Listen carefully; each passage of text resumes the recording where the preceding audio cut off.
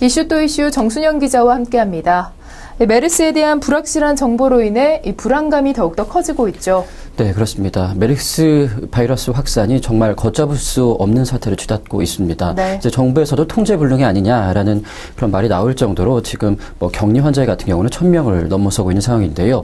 때문에 국민들의 불안감도 날로 커지고 있는 상황에서 메르스를 감염되기 전에 미리 예방할 수 있는 방법이 없느냐라는 부분에 대한 관심도 커지고 있는 상황입니다.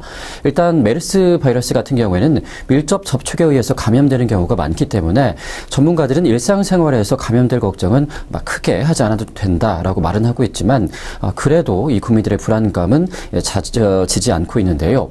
일단 그 85도 이상의 고열 그리고 기침 그리고 숨가쁨, 호흡 곤란 등의 증상이 보인다면 이 메르스 감염을 의심해 봐야 합니다. 하지만 평소에 이 손 씻기 등 이 개인 위생 수칙을 준수한다면은 이 메르스 바이러스 감염에 대해서 어느 정도 예방을 할 수 있다라고 보면 되는데요. 때문에 이 손 씻기 제품이나 마스크 제품에 대한 그런 여러 가지 이 품귀 현상이 빚어지고 있는 상황입니다. 네, 맞습니다. 현재로서는 진부하긴 하지만 위생이 가장 중요합니다. 손을 씻는 등 작은 노력이 필요할 것 같고요. 이 밖에도 다른 메르스 예방법이 있나요?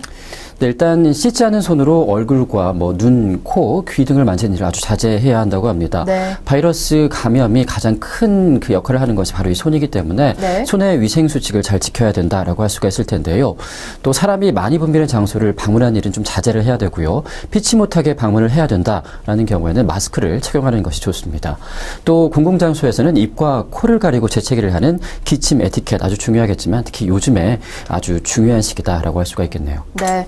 이 공항이나 병원 등 공공시설을 갈 때는 마스크를 꼭 착용하시기 바랍니다. 이 마스크나 손세정제는 어떤 것이 도움이 되나요?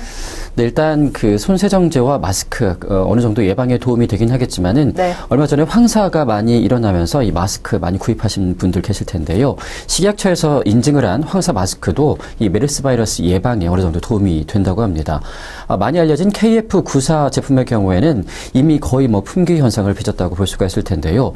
또 그 입소문이 난 메르스 이 의사들이 진료할 때 사용하는 N95 제품 같은 경우에는 일반인들이 사용하기에는 생활에 숨이 차기 때문에 거의 사용이 어렵다라고 볼 수가 있겠습니다.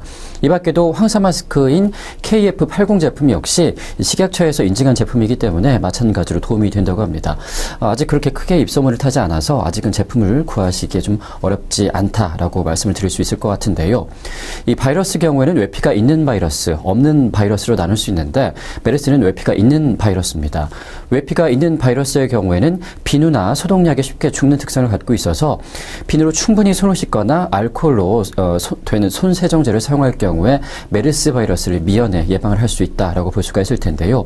가정이나 직장에 손세정제 하나씩 놔두시고 네. 또 평소에 자주 손을 씻는 습관을 들이시는 것이 아주 중요하다 할 수 있겠습니다. 네, 메르스 격리자가 1000명을 넘어서면서 이 불안감은 더욱더 증폭되고 있습니다. 이럴 때일수록 서로 간의 예의를 지키고 또 배려를 해주는 것이 필요할 것 같습니다.